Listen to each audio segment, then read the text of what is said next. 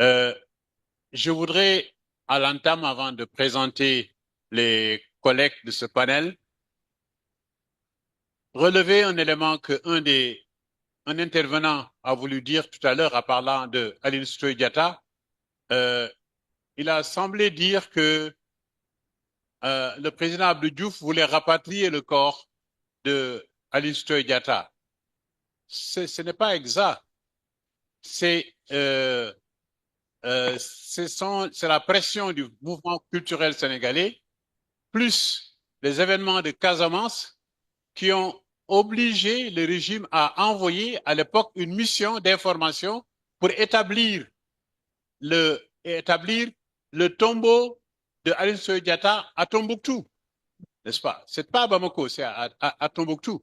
Et je crois que c'est l'histoire du Front culturel et je suis heureux de constater ici, il y a là deux représentants du Front culturel, il y a Bachir Diop et il y a surtout Mansour Kébé.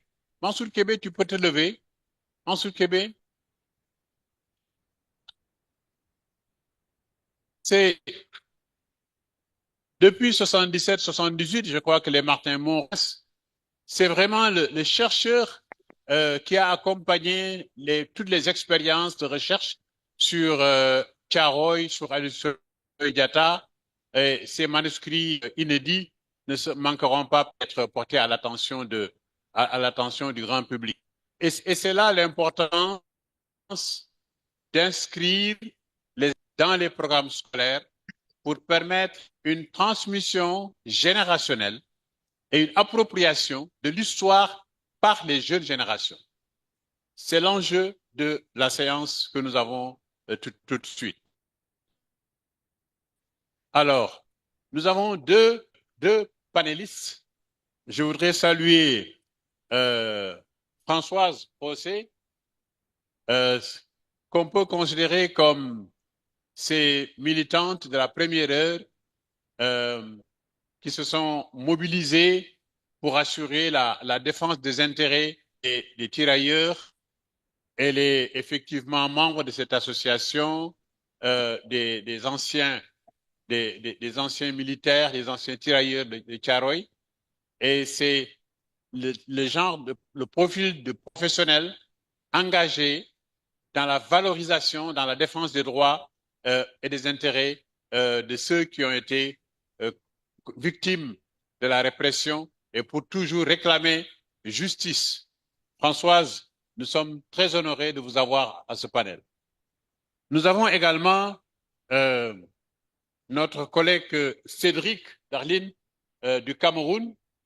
Euh, je crois que vous êtes en ligne. Cédric, vous êtes en Bonjour, ligne? bonjour Monsieur Fall, Oui, bonsoir, voilà, vous êtes en ligne. exactement. Voilà, donc nous sommes très honorés de vous avoir depuis le Cameroun, avant que je ne revienne donner la parole à l'équipe franco-sénégalaise qui va faire sa présentation. Alors Françoise, euh, compte tenu des contraintes de temps, nous vous donnons 10 minutes pour nous résumer les arguments principaux de votre communication. Vous avez la parole.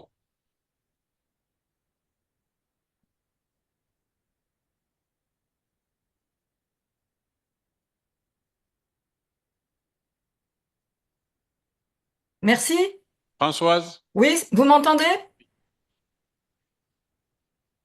Très bien, Oui, très vous bien. m'entendez. Bonjour, Nous vous recevons 5 sur 5. bonjour à toutes et à tous. Je tiens d'abord à remercier les organisateurs de ce colloque pour cette magnifique initiative et pour avoir bien voulu m'y inviter. Le titre de ma communication est Enseigner Tiaroy. Voilà qui est un véritable défi aujourd'hui. C'est un travail à la fois nécessaire et exigeant. Je vais vous présenter un document que j'ai publié en 2018 sur Internet, dont le titre est Cahier pour une histoire du massacre de Tiaroy, et qui est une première amorce dans cette voie. J'interviendrai en 4 points.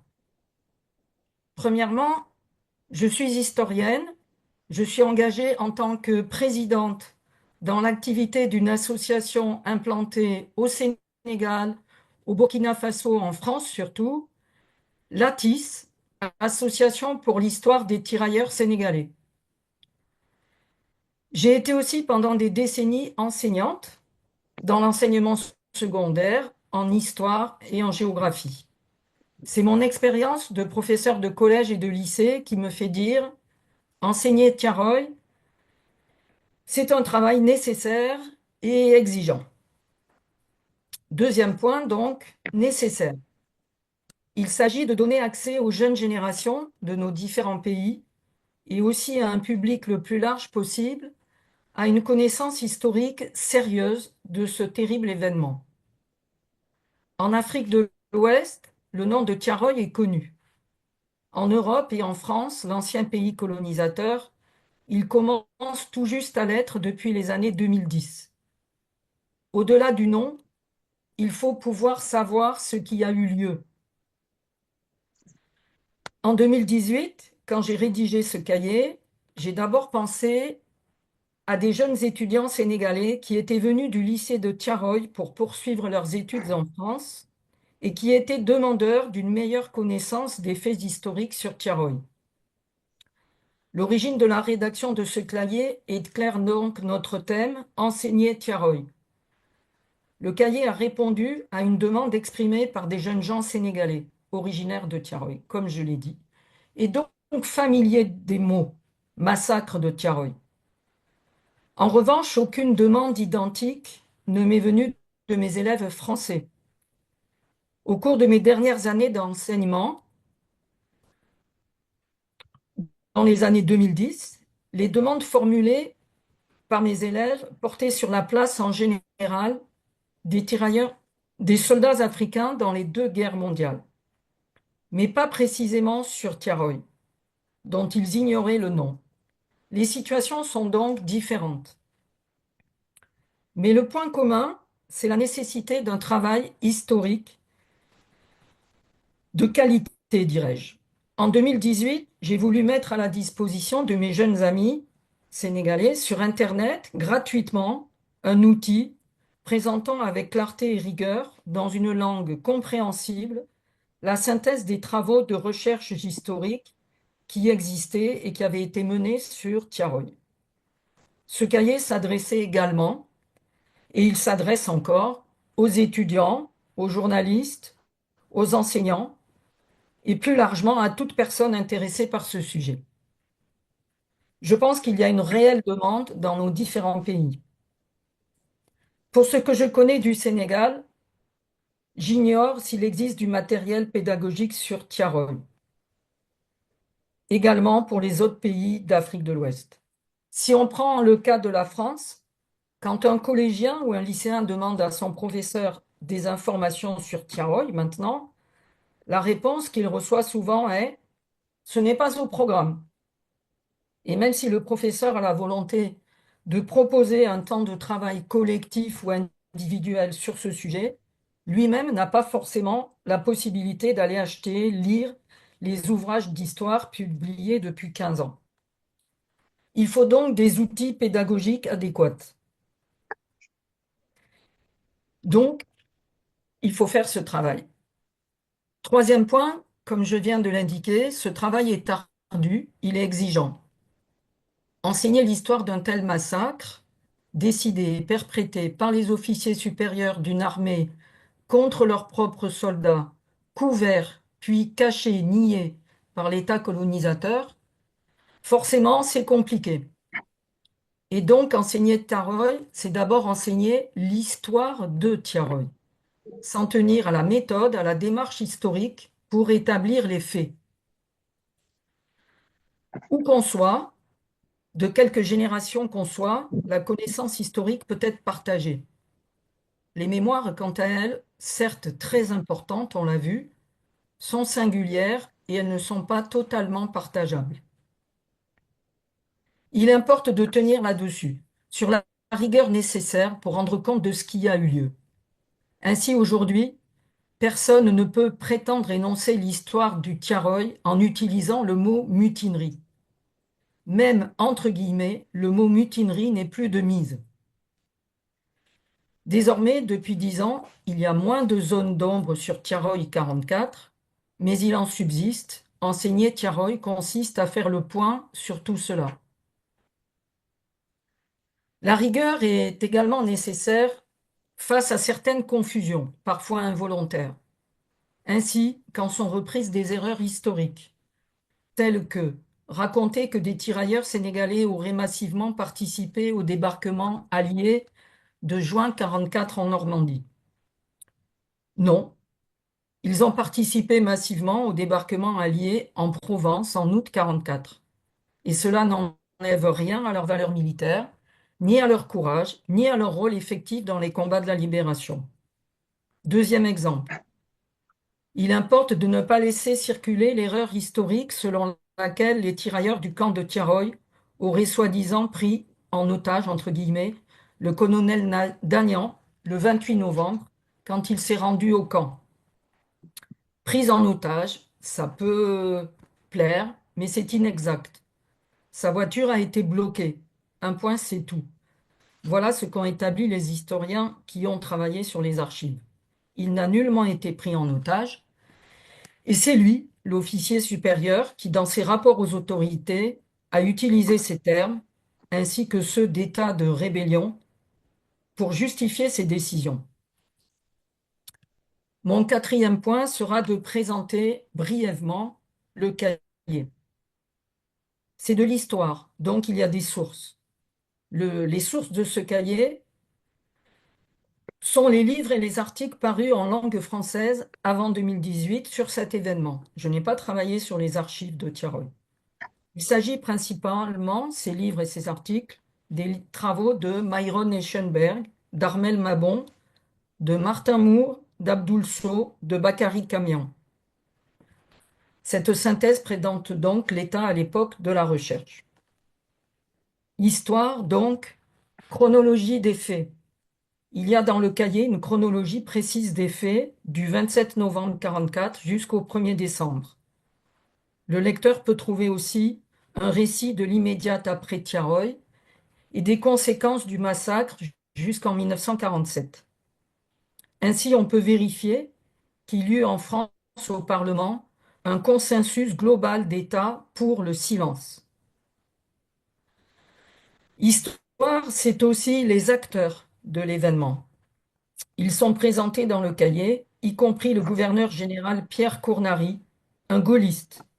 Ce point importe si on veut éviter que prospère la fable selon laquelle Tiaroy, ce serait uniquement le crime de Jean de Vichy et de Pétain.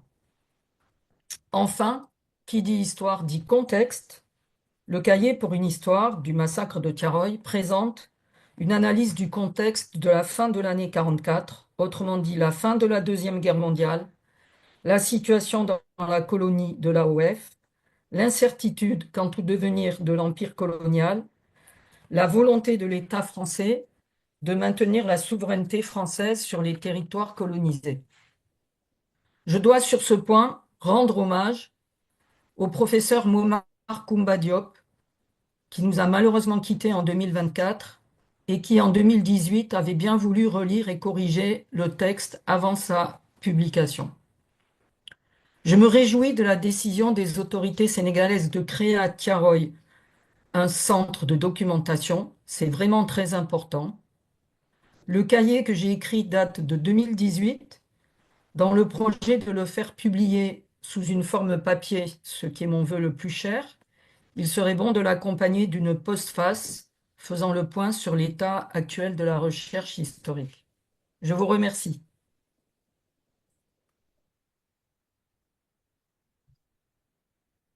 Merci.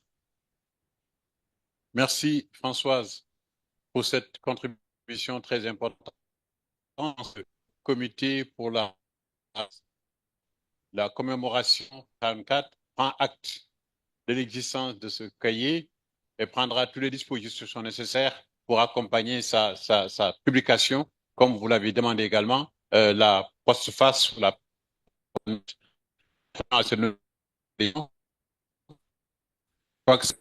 Vraiment, merci de cette belle contribution qui participe vraiment de la transmission de cette expérience. Comme vous l'avez dit, c'est un travail nécessaire, mais c'est un travail exigeant parce qu'il s'agit de recueillir les faits et simplement de transmettre cela. Voilà. Donc, encore une fois, merci. Donc, de la France, Cameroun, demander à notre collègue, vous avez 10 minutes pour présenter l'essentiel de l'argumentation de votre communication. Je vous passe la parole. Merci. Ok, bonsoir à tout le panel, bonsoir à toute l'assistance. J'espère que vous me recevez très bien.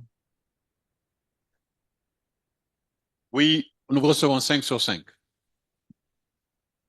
D'accord. Je vais d'abord partager mon écran pour pouvoir... Désolé, pardon, je vais essayer en quelques secondes de partager mon écran pour présenter la synthèse de ma communication.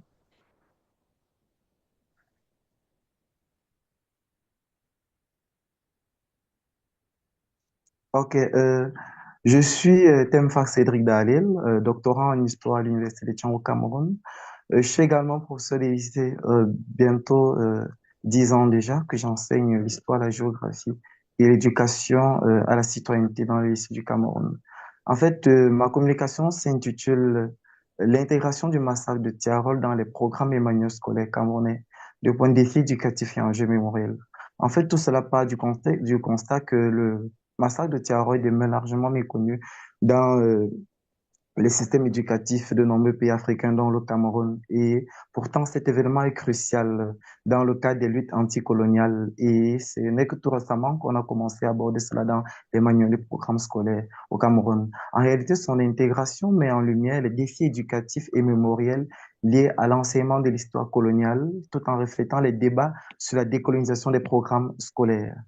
Au fait, lorsqu'on parle de Tiaroy, il y a beaucoup, la littérature scientifique abonde de plus en plus. On peut noter, par exemple, le cas de l'ouvrage de Yves Benoît. Avant cela, il y a eu Léopold Sédar Senghor, quelques jours après le drame. Yves Benoît, lui, il insiste sur les massacres coloniaux, en passant de Sétif à Guelma, Douala et Tiaroy également. Et pourtant, ces massacres restent largement marginalisés dans les manuels et programmes scolaires de nombreux pays africains au Cameroun.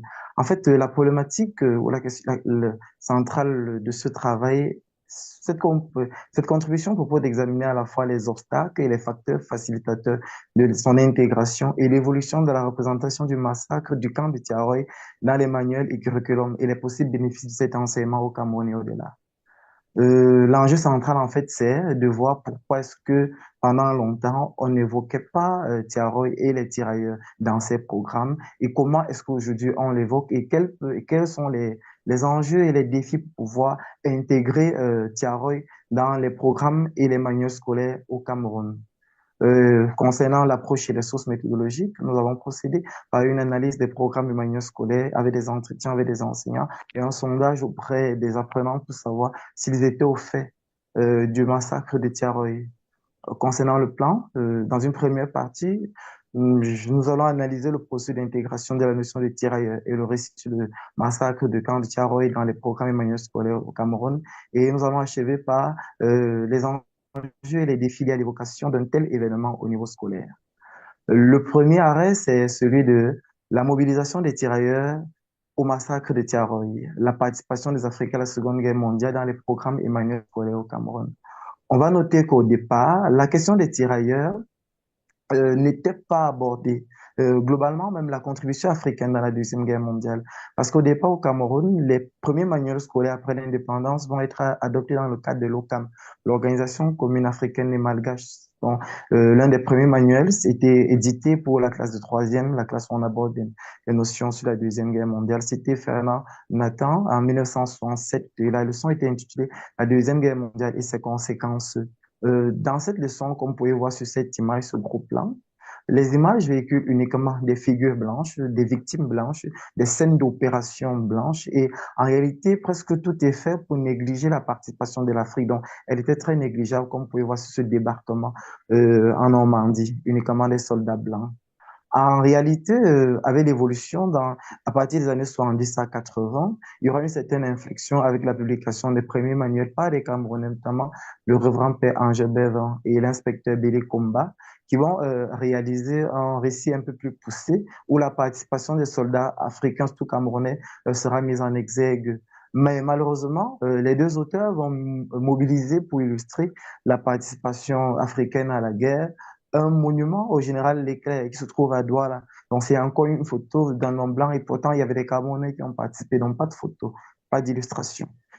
C'est à partir des années 1990 que la participation de l'Afrique est réellement mise en exergue dans les programmes et les manuels scolaires. Et ceci tient à l'évolution de l'historiographie et le récit africain de cette guerre européenne va se développer. C'est-à-dire, on va commencer à aborder la Deuxième Guerre mondiale d'un point de vue africain et s'éloigner ainsi des cadres eurocentrés. Voici par exemple le cadre pour la leçon de troisième. La leçon 20 était intitulée La Deuxième Guerre mondiale et ses conséquences dans ce programme de 1990, mais c'est surtout en classe de terminale qu'il y aura une véritable évolution. Auparavant, c'était la Deuxième Guerre mondiale et ses conséquences, mais là, en terminale, à la première leçon, sera intitulée La guerre de 1939-1945 et le rôle de l'Afrique. Vous voyez là, il y a un gros plan sur le rôle de l'Afrique, c'est-à-dire, et c'est ainsi que le manuel qui sera associé à ce nouveau programme, publié aux éditions Atier et sous la direction de Sophie Le Caïnec, va mettre un gros plan notamment. L'Afrique ne sera plus réduite ici à un théâtre d'opération, mais ce programme et ce manuel va mettre l'emphase sur les contributions économiques et humaines du continent en évaluant l'effectif des soldats 500 000. Et on va mettre également un gros plan sur un texte du député sénégalais Galondo Diouf qui présentait pourquoi est-ce que les tirailleurs avaient répondu à l'appel de la France. Et là, on peut retrouver l'une des toutes premières illustrations dans les manuels qui présente un contingent africain de ces soldats. Et on peut remarquer, avec cette image, on peut déjà essayer de s'y construire, voir le contexte de recrutement des tirailleurs, le contexte d'action sur le front de guerre. Parce que ces armes-là sont des armes qui dataient de 1870, alors que nous sommes déjà en 1940. Donc, en dehors de ce manuel, on va constater que depuis 2012, il y a de nouveaux programmes scolaires qui entrent progressivement en vigueur au Cameroun et dans ces programmes et manuels scolaires, les tirailleurs sont véritablement mis à l'honneur. Comment, en réalité, on va d'abord constater que un pourcentage de moins de 80% des leçons, dont au moins 8 sur 10 leçons sont consacrées à l'histoire de l'Afrique et du Cameroun. Pourtant, auparavant, il y avait plus d'histoire d'Europe que de l'Afrique. De plus, c'est en classe de terminale qu'il y a véritablement une révolution. Comme vous pouvez voir, il y a un TD sur l'Afrique dans la Deuxième Guerre mondiale. Dans ce TD, on insiste d'ailleurs sur la contribution stratégique de l'Afrique et surtout sur les conséquences politiques, humaines et économiques. Un gros plan est fait là sur les tirailleurs comme notion à aborder où, comme c'est un TD, l'enseignant est censé envoyer les apprenants qui vont enquêter sur la notion de tirailleurs, comment ils étaient recrutés, comment ils opéraient sur les fronts de guerre et qu'en était advenu de ces tirailleurs après la guerre. Et ce TD est abordé concomitamment avec le dossier sur le rôle du Cameroun à la Deuxième Guerre mondiale. Et là, quand on aborde ces notions-là, il y a un ensemble d'éléments qui sont liés, crimes contre l'humanité, camps d'extermination, guerre totale. Là, on évoque également le sort subi par les Africains durant la guerre. Donc, en réalité, on constate que ces nouveaux programmes mettent l'emphase sur la perception africaine de la Deuxième Guerre mondiale et mettent aussi en lumière le sort tragique de ces soldats africains, dont les tirailleurs avec le massacre du camp de Tiaroy. La seconde grande halte de cet exposé est d'évoquer les enjeux et défis liés à l'intégration du massacre du camp de Tiaroy dans les manuels des systèmes éducatifs africains. En réalité, on va constater que ces enjeux et défis, je les ai situés sur trois plans.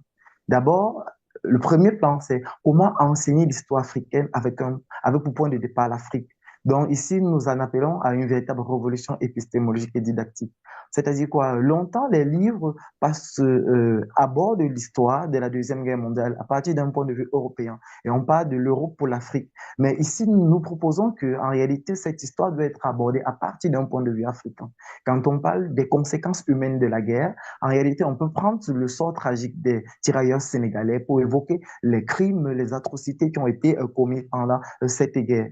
Donc voilà, en réalité, c'est cet effort-là de révolution épistémologique qu'on va commencer et plusieurs autres notions des programmes scolaires doivent aborder ainsi. C'est-à-dire, lorsqu'on parle, par exemple, de la colonisation en Afrique, on va toujours de la révolution industrielle. Pourtant, on peut parler de la faiblesse de la colonisation en Afrique à partir de la déstructuration des sociétés africaines avant l'arrivée des impérialistes. Euh, le deuxième enjeu, deuxième défi, c'est la difficile équation à passer du savoir savant au savoir enseigné. En fait, en réalité, nous avons constaté que si Tiaroy n'est pas suffisamment enseigné, c'est parce qu'en réalité, les savoirs au niveau de Tiaroy sont restés beaucoup plus au niveau des savoirs académiques, des savoirs universitaires. En réalité, la transposition didactique, c'est un processus qui consiste à passer du savoir savant, du savoir universitaire au savoir à enseigner à l'enseignant et finalement au savoir enseigner au niveau des apprenants. En réalité, pour que les connaissances, les savoirs sur Tiaroy parviennent aux apprenants, il faut un souci de vulgarisation de tous les savoirs sur Tiaroy et ces savoirs-là vont être acquis par les anciens et les éditeurs de manuels. Et je pense qu'avec cet événement de la commémoration, beaucoup ont appris, beaucoup d'enseignants sont sensibilisés sur l'événement de Tiaroy qui ne passera plus inaperçu. Le troisième défi et le troisième enjeu également, c'est comment illustrer le massacre du camp de Tiaroy dans les manuels scolaires. Parce qu'en réalité, beaucoup de nombreuses scènes tragiques de l'histoire coloniale ne sont pas toujours illustrées. Nous, Africains, nous ne disposons pas toujours de documents photographiques. Et pourtant, nous savons tout l'important des supports visuels pour la mémorisation, en particulier chez les jeunes apprenants. Donc, il est donc essentiel de développer une identité visuelle autour du MAG, des événements Cédric, il faut de résumer, Tiaroy et de Tirailleurs. résumer. La Oh, connexion est très mauvaise. oh, compliqué. Vous voyez au moins l'écran, le partage d'écran.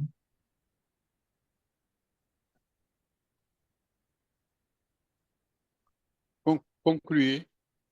Ok, je vais conclure en disant qu'il faut une identité La connexion est visuelle. très mauvaise. Si vous pouvez conclure. D'accord, je vais conclure en quelques mots.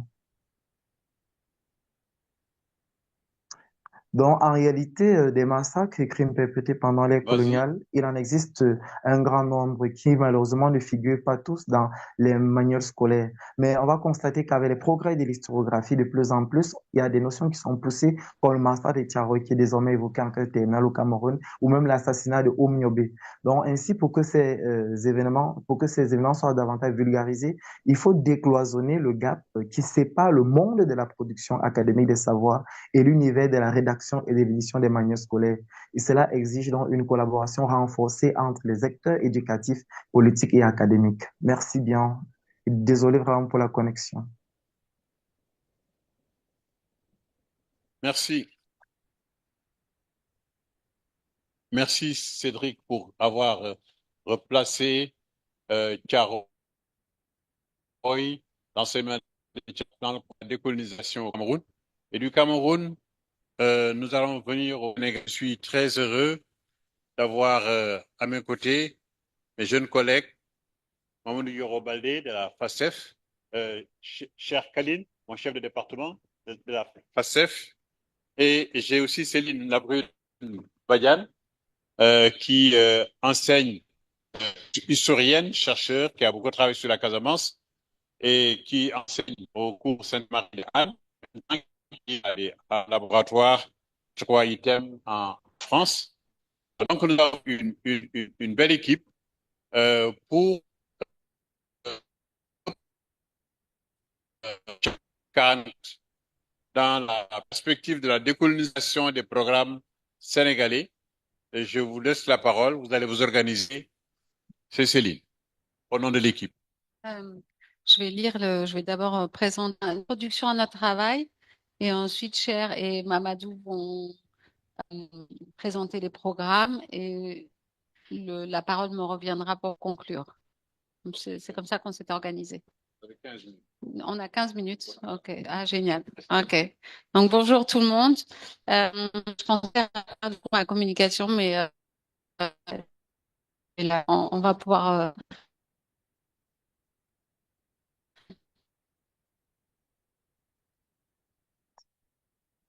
passer au de MyFi. Tiaroy ne figure pas dans les programmes, dans les programmes scolaires au Sénégal. Et c'est d'ailleurs depuis l'indépendance que le président propose de réformer d'histoire et notamment d'introduire cette question de Tiaroy et plus largement celle de l'enseignement d'histoire des tirailleurs sénégalais. De Maïwad en 2004, d'anciens tirailleurs et qui avait initié, on a parlé à plusieurs reprises du 23 août, donc la journée du tirailleur, appliqué à ce moment-là qu'il fallait intégrer davantage l'histoire des tirailleurs sénégalais à laquelle il intégrait Tiaroy.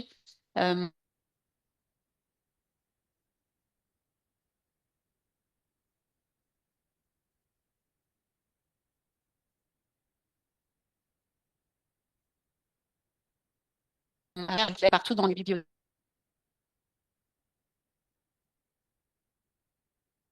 Qu'une dans la mémoire historique.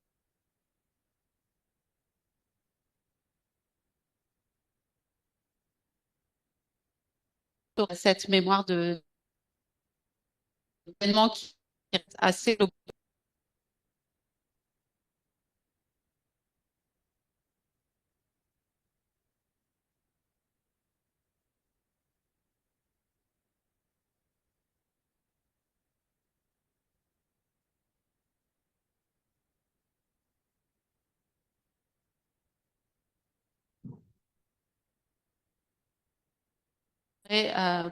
l'impact majeur dans l'histoire de la colonisation, mais aussi de la décolonisation sénégalaise et ouest africaine. Je ne reviendrai pas sur l'importance de l'événement dont on a beaucoup parlé. Donc on voit qu'il y a une véritable volonté politique de réforme des programmes.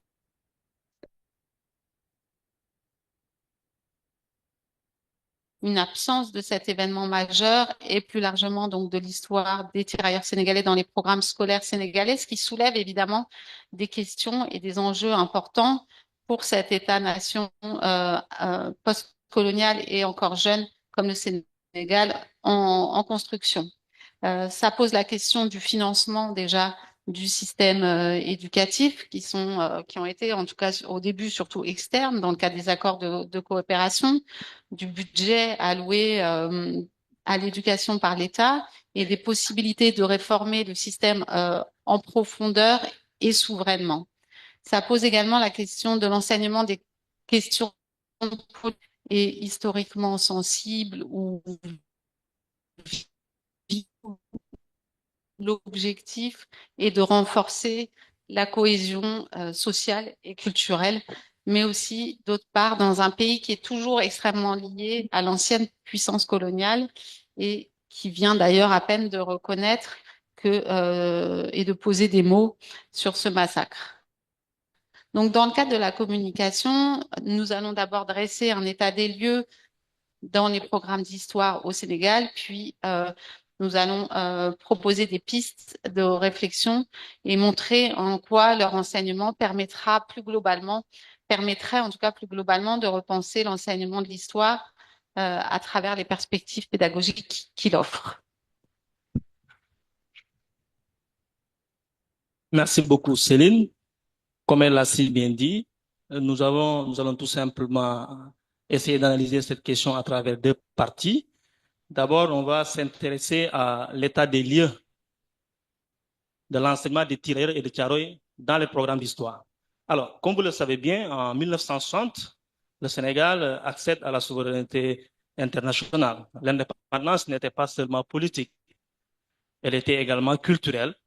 Il fallait également réformer les programmes d'enseignement. Il y avait donc une volonté de rompre avec le programme colonial qui était là. Et c'est dans ce cadre-là qu'il y a eu plusieurs réformes de l'éducation et notamment des programmes d'histoire. Il y a d'abord les programmes panafricains en 1965 et 1967 qui manifestent tout simplement une volonté d'avoir un système éducatif africain, pas un système éducatif colonial. À la suite, évidemment, de ces programmes panafricains-là, il y a eu plusieurs autres réformes. La réforme de 1972, de 78, de 82, de 98, de 2004, mais également de 2006. Donc, alors, en 67, s'il y avait tout simplement une volonté de décolonisation et de panafricanisme. En 72, il y a eu un nouvel esprit qui allait tout simplement présider aux réformes de ces programmes d'histoire-là.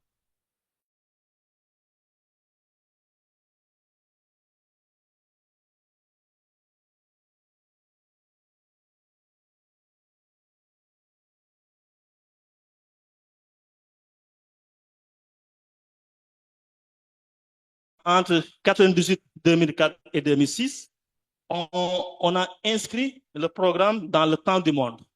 On est au lendemain de la bipolarisation. Il fallait évidemment que le programme d'histoire réponde à la configuration géopolitique mondiale. Alors, il y avait donc une volonté dans tous ces programmes-là de former un Sénégalais conscient de son appartenance et de son identité. Si vous lisez la loi d'orientation de 91-92, cet aspect apparaît clairement. Former un citoyen sénégalais ancré dans ses valeurs, un citoyen africain et patriotique.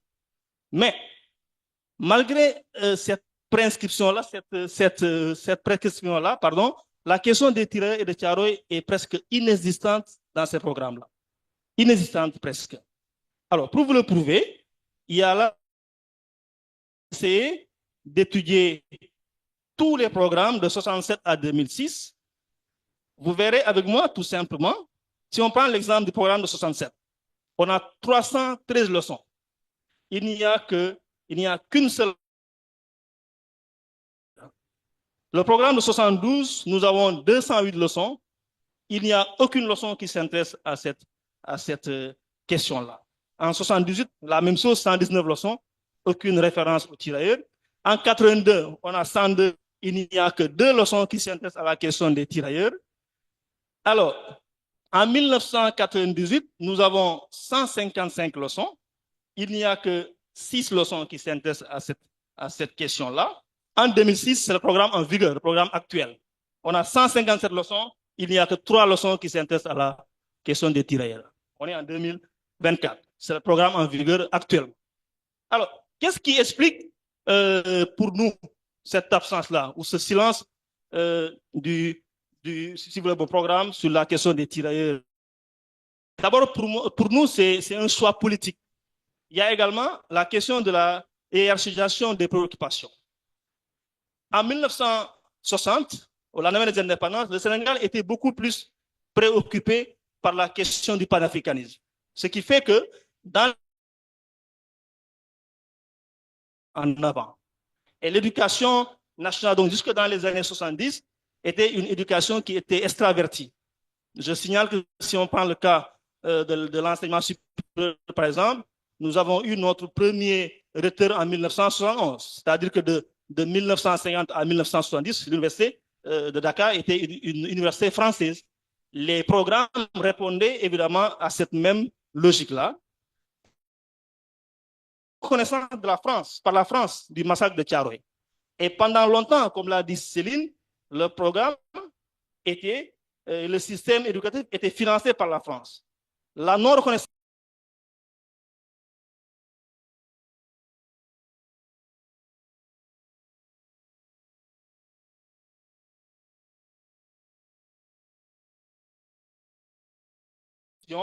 des accords de culturels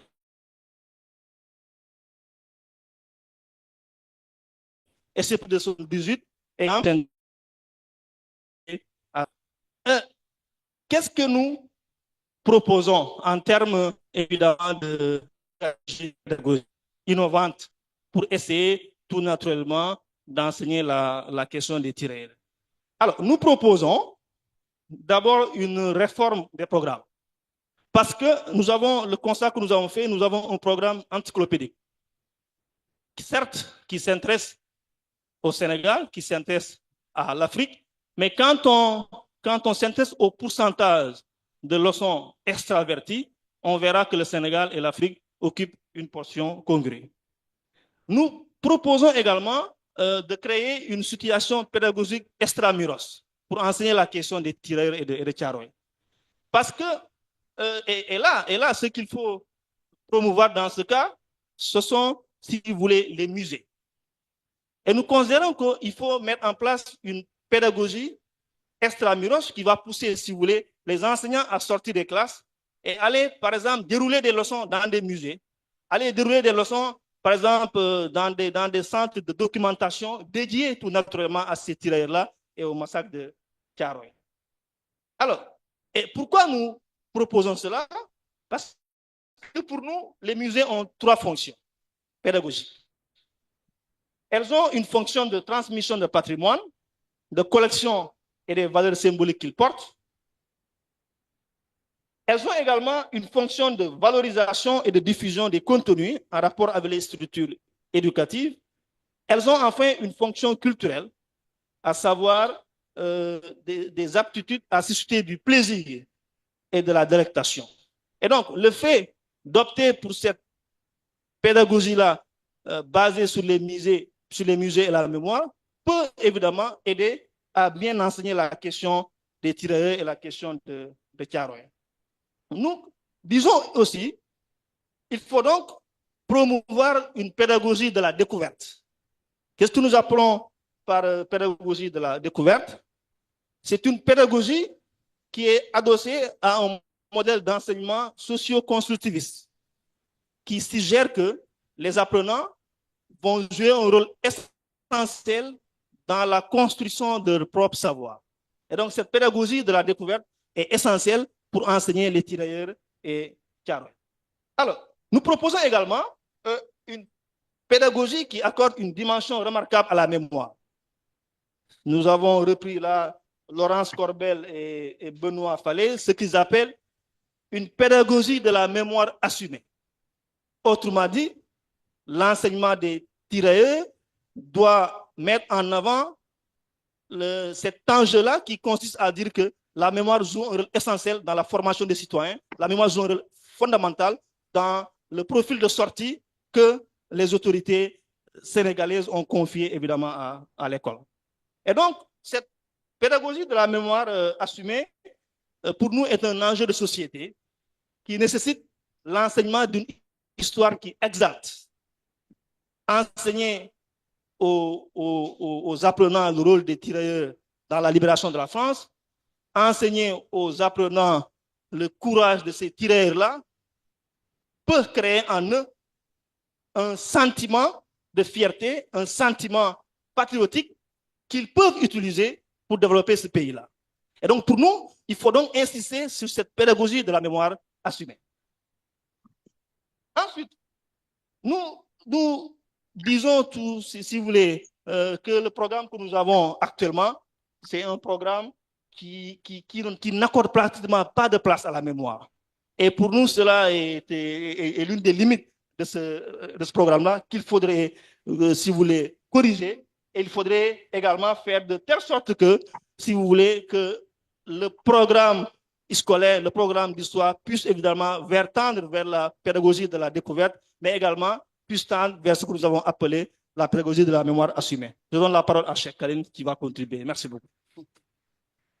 Merci. Le professeur Fall nous dit que le temps est terminé. Donc, ma conclusion ne sera pas suivie de commentaires. C'est juste noter que l'enseignement de l'histoire de Thiaroye et des tirailleurs d'une façon générale occupe une faible part dans le programme pour plusieurs raisons. Des raisons diplomatiques, la non-reconnaissance de l'affaire par la France pendant longtemps. Mais au-delà de cette faible part, dans le programme, on peut noter aussi le fait que cette question n'est pas très abordée en réalité, puisque compte tenu de la lourdeur des programmes, les leçons qui sont à la fin du programme, surtout dans les classes, en classe de première par exemple, ne sont pas abordées en classe de troisième, elles sont abordées vers la fin de l'année de façon précipitée. Globalement, on peut retenir que pour replacer Thiaroye, disons, la question des tirailleurs au centre des enseignements, il faut, comme vient de le dire Baldé, faire la promotion de la pédagogie de la mémoire, faire de la mémoire un outil, puisque elle est là elle est utilisée d'une certaine manière par les élèves, mais en faire une entrée pour aborder ces questions et donc diversifier les sources de l'histoire, ce qui permet de développer l'esprit critique des jeunes élèves. Et je vous remercie. Merci, cher collègue. Je vois, nous allons donner à quelques intervenants. Bon, alors, on commence. Disons, et je terminerai par. C'est excellent de voir cette tout à fait derrière, oui, derrière.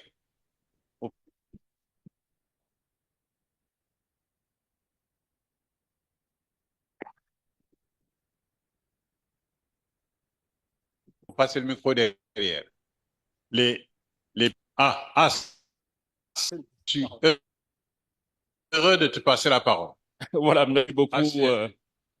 Je m'appelle Madem Ndiaye, citoyen sénégalais. Pour une fois qu'on donne d'abord la parole à ceux qui sont derrière, c'est une école, quel pays de la France. Oui. Même la liaison ne nous a pas vraiment permis vos communications. On a quand même eu des bribes.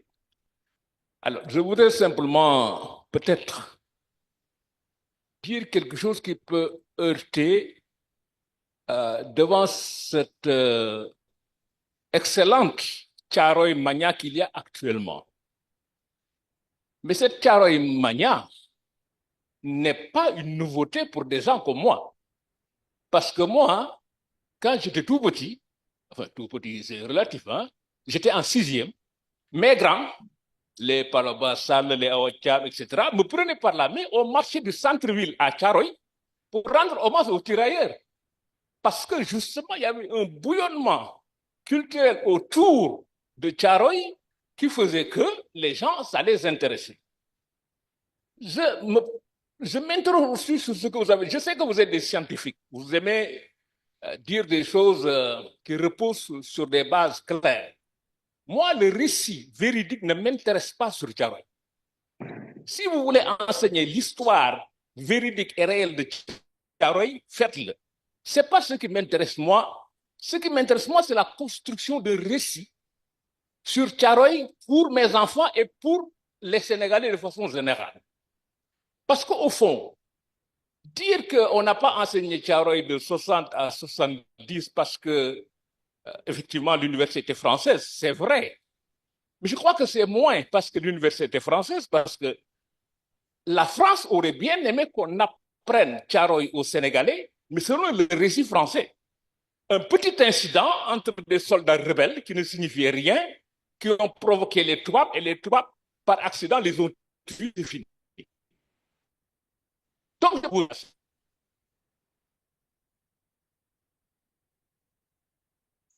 le problème, je crois qu'il est plus profond. On est dans un pays où Cheikh Anta, quand un pays refuse d'enseigner Cheikh Anta, ne lui demandez pas d'enseigner Thiaroye. Le film de Semena a été... Je pense que les gens avaient un problème avec notre histoire et que finalement, ça ne les intéressait même pas. Et je suis heureux aujourd'hui qu'il y ait cette Thiaroye Mania. Mais je termine aussi sur une chose, vraiment définitivement, et c'est une question que je vous pose en tant qu'historien. La figure du tirailleur doit aussi être interrogée. Moi, je pense qu'il faudrait une histoire panafricaine du tirailleur sénégalais. Parce que le tirailleur aussi était un instrument entre les mains de la France. Je ne pense pas que la glorification du tirailleur de Thiaroye qu'on a ici soit la glorification du tirailleur à Madagascar. Et je pense qu'il faut quand même avoir aussi cette perspective panafricaine pour qu'on ait une lecture commune de ce que c'était cette tragédie pour nous, où on a pris nos gens, nos ancêtres, on les a utilisés, il faut le dire, comme chair à canon.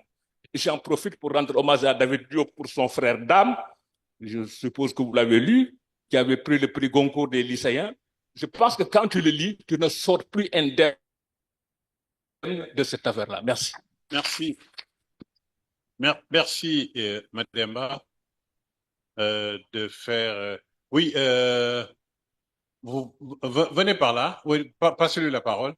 Vous voulez prendre la parole? Bon, donc donnez à Bachir que vous allez prendre la parole. Bachir. Bachir Diop.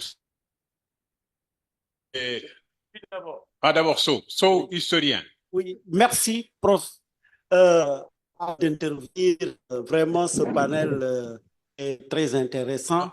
Je voudrais en fait rendre hommage à notre maître. Et quand je vois Babacar Fall, je pense aussi à Fou Abdou Sow, surtout que le panel parle de programme. Moi, mon premier article scientifique a porté justement sur le programme de 67 et c'était grâce au professeur Abdou Sow que je l'avais fait. Première question. Tout à l'heure, j'ai été frappé parce que vous avez dit, je ne sais pas, il faut enseigner la mémoire.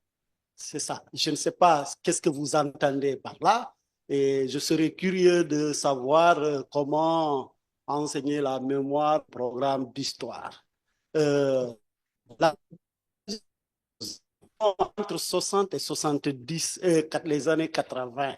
Mais je pense que hier, je l'ai dit, c'est pas sous Senghor que ces questions-là allaient être abordées. Ouais, je vous ai dit que tous les pèlerinages en direction de Thiaroye se sont terminés par la répression. Et la répression violente entre 59, 60, 61, 62, à chaque fois, surtout les militants de l'UDS, du PAI, c'était la répression. Donc, à partir de ce moment-là, on ne pouvait plus parler de Thiaroye. Il l'a dit tout à l'heure. Maintenant, ce qui m'étonne, c'est que c'est après 82, les États généraux, on pouvait s'attendre à un recentrage de ces enseignements dans l'histoire sur le Sénégal, un recentrage sur le Sénégal, mais qui ne s'est pas vraiment opéré. Je ne sais pas pourquoi, je n'ai pas suffisamment analysé ça, mais peut-être que le modérateur qui est là vraiment est bien indiqué peut-être pour apporter son commentaire sur ce fait-là, mais c'est une de mes préoccupations. Voilà, merci beaucoup. Bachir Diop. Merci Baker. Oui, après je viens. Oui. Merci beaucoup. Tu m'obliges à parler. Oui. Donc, tu as évoqué le Front culturel sénégalais. Le Front culturel sénégalais, à la fin des années 70 et au début des années 80, a mené un important travail historique d'exhumation de grandes figures et de grandes périodes de la lutte anticoloniale. Les tirailleurs, voilà, les cheminots de Thiès, Lamine Senghor, Aline Sitoé Diatta, etc. Et l'histoire des tirailleurs a vraiment fait partie des travaux, Mansour est là, des travaux menés par le Front culturel sénégalais. Je parlais aussi, comme disait Madame Boy, il y a la question du tirailleur qui était aussi utilisé par le colonialisme contre les combattants anticolonialistes. Et ça, c'est un aspect qui est important. Quand nous chantons Thiaroye, c'est Thiaroye comme expression des crimes du colonialisme. Mais le tirailleur était un outil. Je crois que Abdoulaye a fait un document important sur ça, parlant des tirailleurs comme mercenaires du colonialisme. Et ça, c'est des questions qu'il faut aussi examiner. Je parlerai aussi du fait que Thiaroye, dans l'histoire, a toujours, depuis les années 40, a toujours été un point de fixation du mouvement anticolonialiste. Je sais que 60, moi, l'Union des femmes du Sénégal, il y a un film de Diabou Bessane qui montre que l'Union des femmes du Sénégal avait mené une manifestation férocement réprimée, marche de Dakar à Thiaroye pour commémorer Thiaroye. Donc voilà, puisque tu m'obliges à parler. Voilà. Merci. Merci. Oui. Voilà, passez là-bas. Voilà.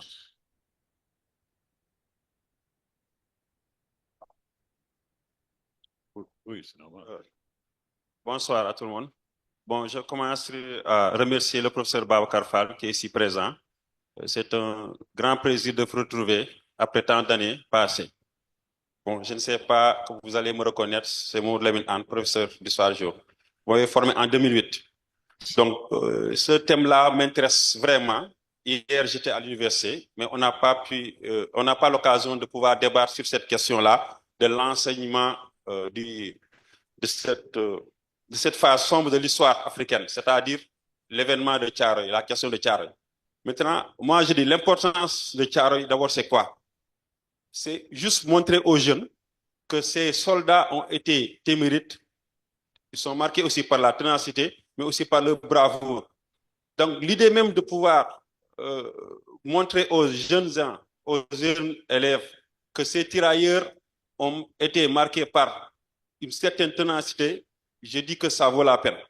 Malheureusement, nous avons un programme extrêmement vaste parce que cette question des tirailleurs, cette question de la décolonisation en Afrique, surtout en Afrique noire, c'est des leçons qui viennent je veux dire, au fin du programme. Certainement, des collègues n'auront pas le temps de le faire. Quand vous allez en première, ça fait pas des dernières leçons, chapitre numéro 6, les 4e partie et 5e partie. Vous allez en 3e, ça occupe la 19e leçon. Imaginez 22 leçons, 19e leçon, et ça porte sur une activité de consolidation. Donc, ça veut dire que nous devons réviser le programme. Et ma question maintenant est de savoir, vous avez parlé de enseignement par la découverte, je pense. Maintenant, je vous pose la question, vu les réalités socio-culturelles dans certaines localités, comment on peut promouvoir l'enseignement par la découverte, ou par les découvertes? Donc, c'était juste ma question. Je vous remercie. Passez à côté, oui. Allez-y. Ouais, bonsoir tout le monde. Je réponds au nom de Oumar Ba. Tout d'abord, je vous remercie de cette présentation que vous venez de nous faire. Moi, ma question porte juste là où M. Baldé a terminé. Le fait que l'enseignement au Sénégal n'accorde pas beaucoup de place sur la question mémorielle. Et depuis l'indépendance jusqu'à présent, on a ce retard-là. Pourquoi, selon vous, on n'accorde pas beaucoup d'importance d'enseigner notre propre histoire comme celle de Thiaroye et autres, qu'on préférait de nous enseigner des histoires d'autrui? C'est ce retard-là que je veux vous souligner. Qu'est-ce qui est dû à ce retard-là? Le fait qu'on n'accorde pas beaucoup d'importance de nous enseigner nos propres histoires que nous enseigner celles des autres. Merci. Merci. Allez-y, oui. Oh oui, après ça vient. Voilà, merci beaucoup. Moi, j'ai 2 questions. Et ce sont 2 questions qui ont beaucoup de convergence avec l'intervention du premier intervenant. En fait, il s'agit de savoir s'il faut enseigner Thiaroye, comment faudrait-il enseigner l'histoire de Thiaroye? C'est en fait pour pousser à aller beaucoup plus loin dans les recommandations que vous donnez quand vous recommandez en fait la création de musées, en fait, l'enseignement par la découverte. Mais par rapport à l'histoire en tant que telle, comment faudrait-il enseigner Thiaroye et qu'est-ce qu'il faudrait enseigner sur Thiaroye? Et ensuite, le monsieur dit, ce n'est pas la vérité historique à proprement parler qui l'intéresse. Et ça rejoint un peu. On dit que son but n'est pas de créer une thèse d'histoire, mais plutôt de créer des mythes qui galvanisent et portent en avant le peuple. Alors, et de ce point de vue-là, s'il faut enseigner Thiaroye, est-ce que recourir à l'art et à la littérature ne serait pas plus pertinente? Hein? Parce qu'en fait, est-ce que toute l'histoire de Thiaroye est flamboyante? Et sinon,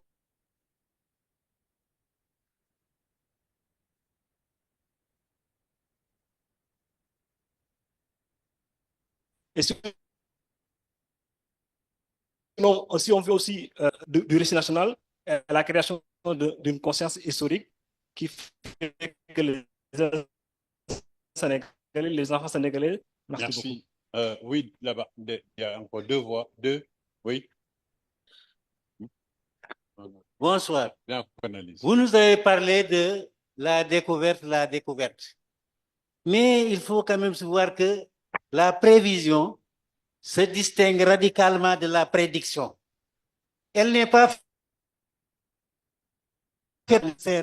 nécessaire, mais pour permettre aux hommes d'avoir conscience du de choix, de décision, d'action sur le réel.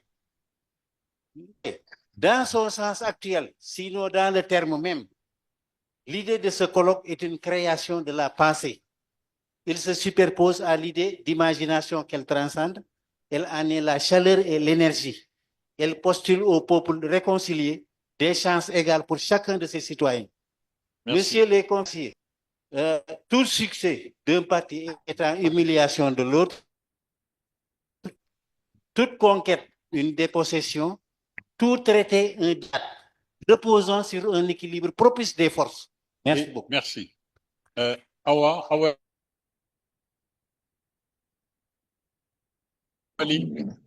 Voilà, et Madame Beau et puis Madame. Bonsoir. Merci. Je me demandais pourquoi on enseigne l'histoire des autres et pas notre histoire. Mon cher, parce que simplement nous ne sommes pas encore libres. Nous ne sommes pas encore décolonisés. Le professeur Ibader Thiam disait que nous sommes dans une situation de décolonisation inachevée.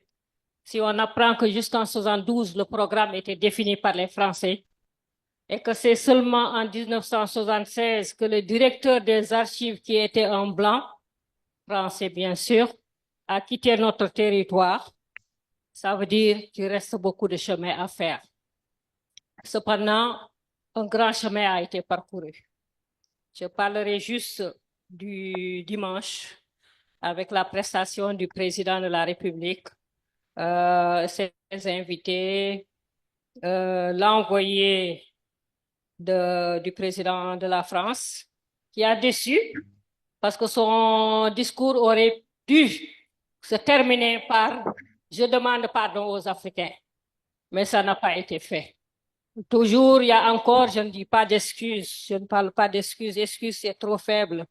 Il faut une demande de pardon. Pardon aux Juifs. Les Français devront aujourd'hui se mettre à genoux et demander le pardon aux Africains.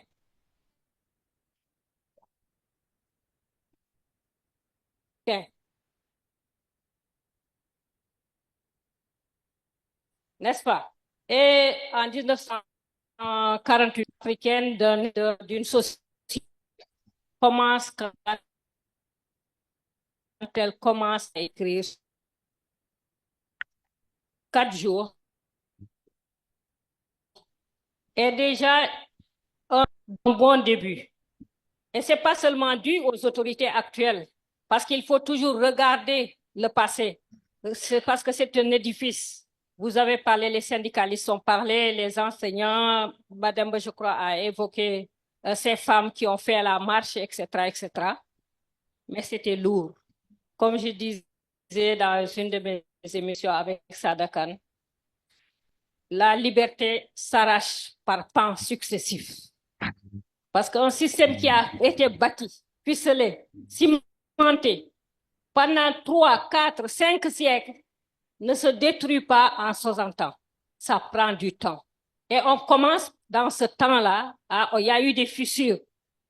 Des fissures par un film de Sembène, que Malika a eu à très bien analyser, par des livres, par même des poèmes de Senghor, etc., qui s'est arrêté aux paroles et n'est pas passé aux actes quand il a pu le faire, c'est-à-dire quand il a pris le pouvoir, étant un témoin oculaire, étant un acteur étant lui-même à être tirailleur sénégalais et à frôler la mort parce qu'il devait être exécuté, mais il ne l'a pas été. Bon, il y a des choses, il y a même des dimensions mystiques, parce que la France, là, elle a eu non seulement à profiter des avantages, oui, des avantages matériels, financiers, etc., mais même des prières mystiques par certains grands marabouts d'ici pour que Paris ne soit pas bombardé. Et c'est là où intervient, entre autres, Aline Sitoé Diatta. Parce que non seulement les Africains sont allés guerroyer pour libérer l'Allemagne des griffes de Hitler, mais c'est l'Afrique restante qui nourrissait cette France. par l'effort de guerre. Et c'est là qu'Aline Sitoé Diatta a demandé à ce que ne pas livrer les récoltes de riz. Et ça a été magnifié par encore un film de Sembène, Emitaï, qui montre la résistance féminine africaine par les femmes d'Ola, les femmes de la Casamance, qui ont dit non, les hommes ont dit bon, on va livrer, les femmes ont dit non, on ne va pas livrer. Et étant cassant les intérêts de la France, c'est là qu'elle a été déportée à 24 ans à Tombouctou, mais dans des conditions, etc., etc. Merci. Donc, ce que je veux dire, Baker, Oui. c'est qu'il nous faut d'abord déconstruire les concepts. Arrêtez d'être des perroquets à répéter ce que la France a dit. Tirailleurs, là, il faut le mettre de côté. Parler des combattants africains pour la libération de la France. Il faudrait arrêter de parler de Sénégalais. L'affaire n'est pas sénégalaise, l'affaire est africaine. Beaucoup de pays africains ont contribué.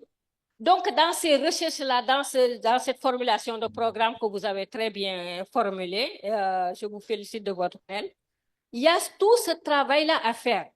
On ne sait pas tout, mais on ne saura jamais peut-être toute la vérité. Mais il y a beaucoup de choses qui sont sues aujourd'hui, par les poèmes, par les films, par les livres, par etc., etc. Merci. Et on va rassembler pour faire petit à petit un programme de décolonisation mentale. Je vous remercie. Merci. Merci. Marambo. Marambo. Je serai assez brève. Ma préoccupation, c'est de venir en appoint pour que vous qui êtes peut-être des voix ou, je ne sais pas, des plumes autorisées, portiez cette doléance de la population basée sur une décolonisation de nos programmes. Ça dure depuis longtemps. Nos grands-pères répétaient, après les Européens, nos ancêtres, les Gaulois. Nos parents disaient, bon, enfin, avaient des idées basées sur une réussite d'une politique d'assimilation culturelle occidentale. Moi, ma génération, nous avons connu Jeanne d'Arc avant d'entendre parler de Djamban Boy. J'ai entendu la guerre de 100 ans avant d'entendre la guerre de Tondibi. J'ai connu la Révolution française avant de connaître la Révolution Torodo. Il faut que cela cesse. Il faut que les générations futures puissent apprendre une histoire qui leur appartienne. Nous avons suffisamment de modèles, nous avons suffisamment de programmes déroulés par des Africains. Il faut enfin que nous apprenions notre histoire. Donc, Merci. portez enfin sorte d'alliance pour nous. Merci. Je voudrais juste ajouter un mot. C'est pour saluer la troupe de Tcharoy 44 qui a été cofondée par Mahmoud Kad, le père de mes enfants, avec il y a M. Seydaour qui est là.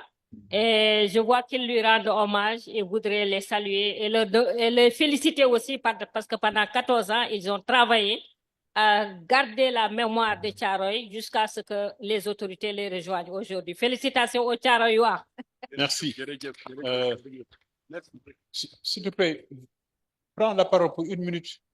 Tu veux prendre la parole? Oui, vas-y. Voilà. 1 minute, s'il te plaît. Bonjour. J'avais une question par rapport aux sources sur le renseignement de Tcharoy. Parce que il y a quelques jours, le président sénégalais a demandé au président français la mise à disposition au Sénégal de toutes les archives sur l'événement de Tcharoy. Maintenant, moi je me demande, je me dis que avec Tcharoy, avec l'histoire de l'Afrique, on sait que l'Afrique est liée à l'oralité. Et que l'histoire de Tcharoy, c'est l'histoire de deux parties. Des victimes qui vont raconter leur histoire par des témoignages oraux et des bourreaux qui vont raconter l'histoire par des documents écrits.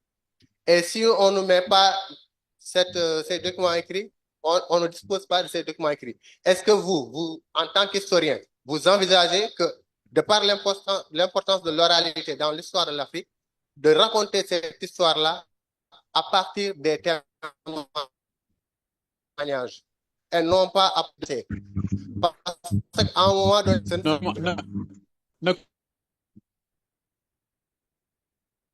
on a compris.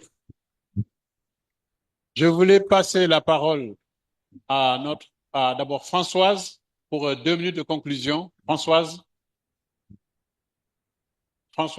sinon Cédric. Oui, oui, je suis là. Voilà, vas-y, Françoise, 2 minutes de conclusion. Oui, je suis frappée du fait que il y a beaucoup de questions et de débats sur l'enseignement au Sénégal et en Afrique. Et c'est normal vu que c'est à Dakar et à Tiaroy que le colloque se passe. Euh, mais je pense que ça peut être important de collaborer ensemble pour faire en sorte que l'histoire de Tiaroy ait aussi un sens à être enseignée en France. Voilà, c'est le point que je voulais soulever. Merci. Merci. Merci. Je crois que c'est très bien par rapport à l'opinion publique internationale. Le Tiaroy doit être enseigné non seulement en France, mais partout dans le monde pour comprendre l'universalité de Tiaroy par rapport à sa signification en tant que crime du système colonial. Cédric? Oui, professeur. Vous me recevez?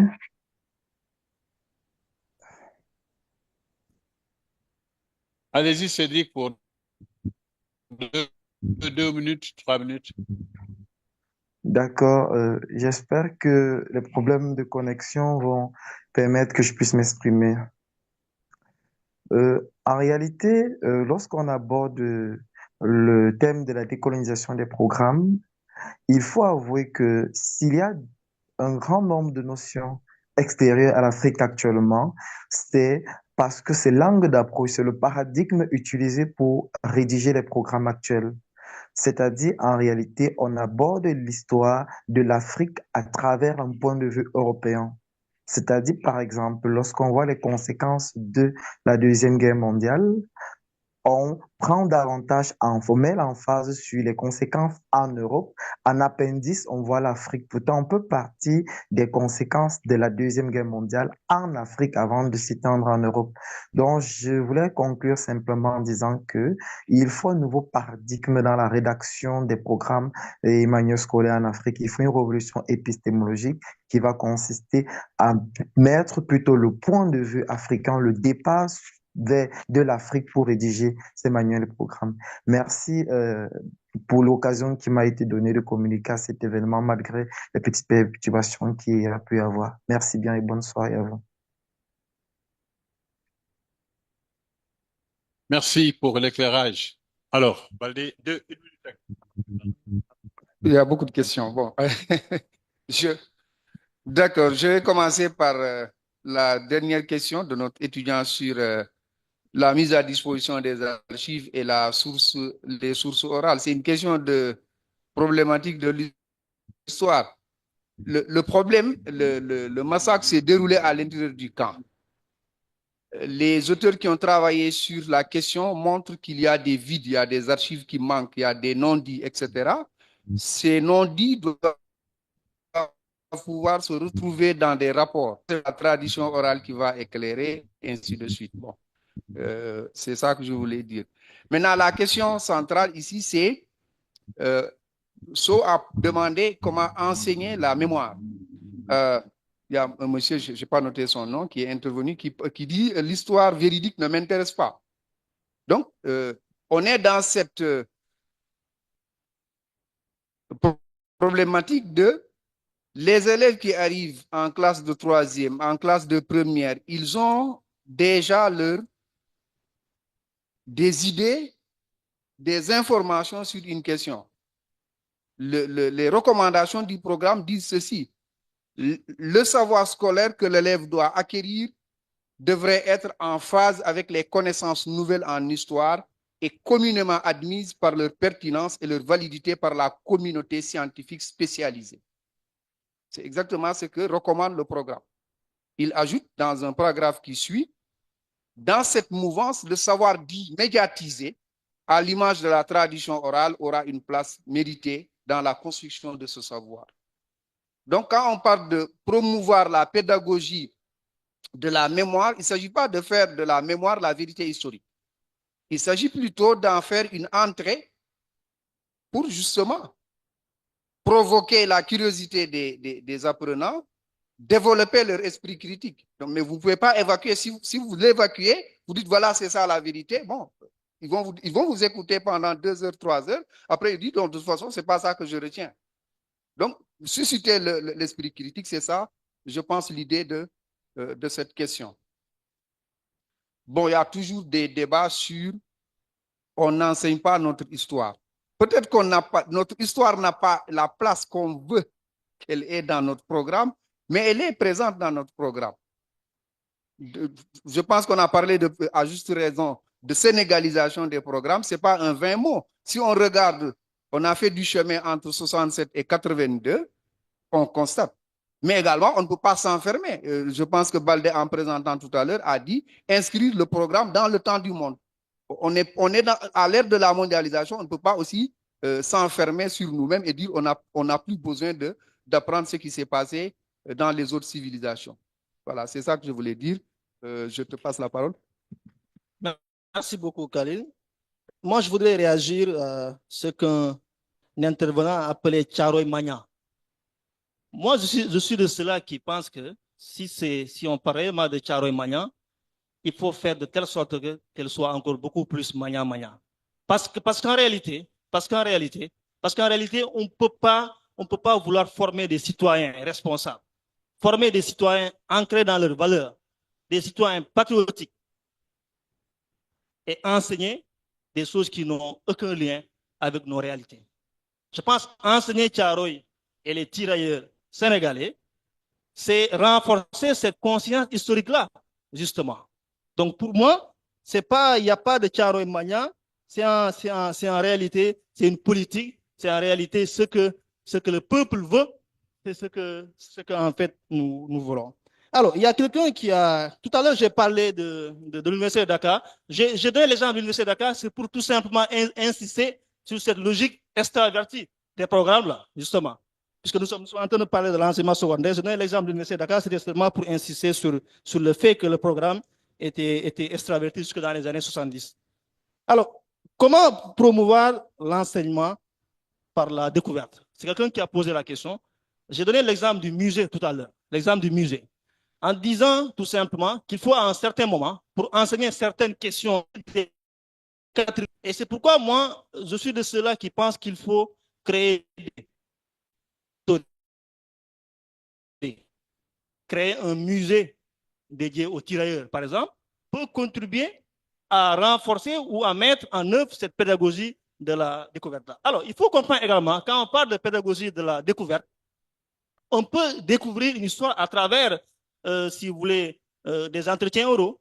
Par exemple, donner aux apprenants des enquêtes à faire, entre dans le cadre, évidemment, de ce que nous appelons la pédagogie de la découverte. Quelqu'un a dit, comment faut-il enseigner l'histoire de Tcharoy?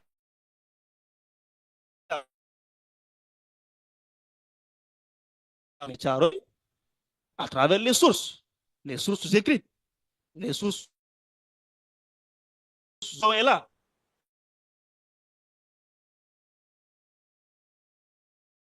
Abdousso a fait un excellent livre. Moi, je dis que ce que la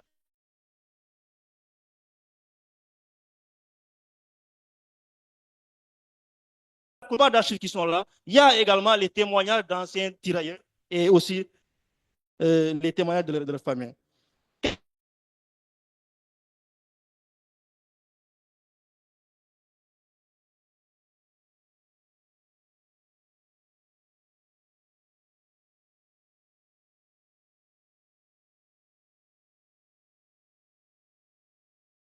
Rapide, je voudrais juste donner un sur ce panel. Et on a fait justement, on a fiche proposition pédagogique. Dans cette fiche pédagogique, on a intégré un poème. Je ne sais plus si on a finalement intégré, mais un poème de Senghor. On intègre des récits de tirailleurs, on intègre des textes des historiens, et ça répond aussi à ta question, c'est-à-dire qu'on confronte ces différents récits, on intègre aussi le travail d'historien, parce que je tiens à dire qu'on est des enseignants ou autre chose. Et ça, on peut enseigner l'histoire de la mémoire, mais il ne faut pas se tromper d'objet. Et donc, on peut intégrer effectivement on intègre ces différents types de sources, et c'est en cela finalement que effectivement Tiaroy peut être un objet intéressant pour confronter ces différentes versions, ces différents récits auxquels les jeunes Sénégalais finalement sont confrontés presque chaque jour et qu'ils écoutent, comme vous disiez aussi. Voilà, donc je vous remercie à tous de votre attention. C'est le professeur Babacar Fall qui va conclure. Merci. Merci. Je suis très content que cette session soit été très animée et nous ayons eu beaucoup d'interventions. Cela exprime tout l'intérêt que nous avons sur cette question. Je voudrais juste rendre justice à Madame. Madame a raison, c'est le narratif. C'est le narratif sénégalais qui l'intéresse. C'est la perspective. C'est pas une dénégation une remise en cause de l'enseignement. Mais il faut être très critique et voir dans quelle perspective enseigner Thiaroye, le symbole de Thiaroye, déconnecté des tirailleurs. Thiaroye, le symbole de Thiaroye, c'est vraiment l'illustration des crimes coloniaux. C'est Dimbo Koro, c'est Djemben Foul, c'est Sétif. Tu vois. Tout ça, c'est l'expression des crimes durant le système colonial. Si vous avez bien écouté le président mauritanien, dans son message, il a rendu hommage à ceux qui ont cru à la vérité des Français et qui sont battus. Mais il a dit avec tellement de finesse pour reprendre l'idée de Ablaïli, en réalité, que ce sont les tirailleurs. C'est des mercenaires. C'est pour quelle cause? C'est la cause de la France. Ce n'est pas la cause de l'Afrique. Ce n'est pas la cause de l'Afrique. C'est la cause de la France. Ce sont même ces tirailleurs qui ont fait la conquête coloniale. Ce sont ces tirailleurs qui ont massacré à Madagascar. Ce sont ces tirailleurs qu'on a mobilisés contre la rébellion algérienne. Ici, l'ironie, c'est que la France, confrontée à sa crise économique, ne pouvait pas tenir sa promesse et a menti à ses mercenaires et n'a pas respecté ses engagements par rapport à ses mercenaires. Donc, je crois qu'il faut qu'on soit très critique par rapport au symbole. Ça, c'est une première. Une deuxième chose, il y a des changements de conjoncture.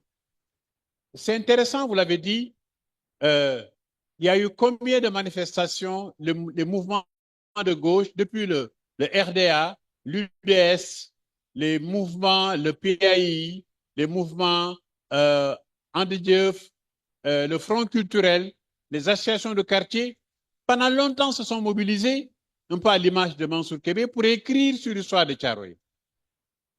Mais c'est comme Thiaroye c'était produit durant la nuit, le jour s'est fait. Quand le soleil se lève, la lumière se fait, on ne peut plus cacher le mensonge. Et aujourd'hui, nous avons un nouveau contexte. Et c'est ça qui est intéressant. Ce qui est intéressant, c'est qu'il y a un nouveau contexte de rapport de force entre la France et les pays africains. Et les pays africains ont pris l'initiative. Si vous avez bien suivi, il y a un des panélistes qui a rappelé l'histoire le scénario de Ben Diogay Bey par rapport au scénario de Semben. Le scénario de Ben Diogay, l'ambassadeur de France dit que ce projet a une tonalité résolument anti-française. Nous sommes en 82-83. Et il est vrai que les régimes, jusqu'à maintenant, les régimes n'ont pas voulu fâcher la France, n'est-ce pas? Au mépris de la vérité. C'est ça la vérité. Aujourd'hui, il y a un nouveau contexte où la vérité se fait jour. Ce qui était ce qu'on appelait la mutinerie ou la répression est aujourd'hui consacré comme un massacre. Ça, c'est l'évolution d'un rapport de force entre la France et les pays africains. Et il faut se réjouir de ce contexte qui ouvre une nouvelle époque pour écrire l'histoire dans la perspective africaine, selon un mandat africain et en fonction des objectifs de développement d'un avenir maîtrisé. C'est ça, je crois, l'opportunité que représente le contexte actuel. Et il faut s'en réjouir et il faut que la pédagogie s'inscrive dans cela. Mais la pédagogie doit aussi faire prendre en compte les déséquilibres, réaliser des vidéos, réaliser des supports pour que les enfants de Salémata, les enfants d'EFOC qui ne peuvent pas venir au camp de Thiaroye puissent avoir effectivement, puissent vivre Thiaroye, puissent vivre Sétif, puissent vivre Dimbokoro comme illustration des crimes du système colonial. Je voudrais véritablement, pour terminer, rendre hommage aux habitants de Thiaroye qui se sont toujours mobilisés, les Mamadou Kane, les anonymes, Françoise qui nous suit pour tous les efforts que des anonymes ont réalisés, des historiens comme Abdou Sow, Abdou Sow, je voudrais rendre sa mémoire, qui a fait un excellent travail de mise à jour jusqu'en 2016. 2016, il est parti en 2018, jusqu'en 2016, sur l'état des connaissances, avec ses propres ressources. Ce sont là un ensemble de personnalités anonymes qui se sont battues. Et aujourd'hui, c'est le triomphe. Quand en 78, les Mansour Kébé faisaient ses recherches dans l'anonymat, aujourd'hui, il y a un nouveau contexte. Et c'est ce contexte qu'il faut saluer et encourager, accompagner les nouvelles autorités et s'y mettre dans l'écriture de l'histoire, véritablement qu'il soit une histoire qui nous réconcilie avec le génie de notre peuple. Je vous remercie.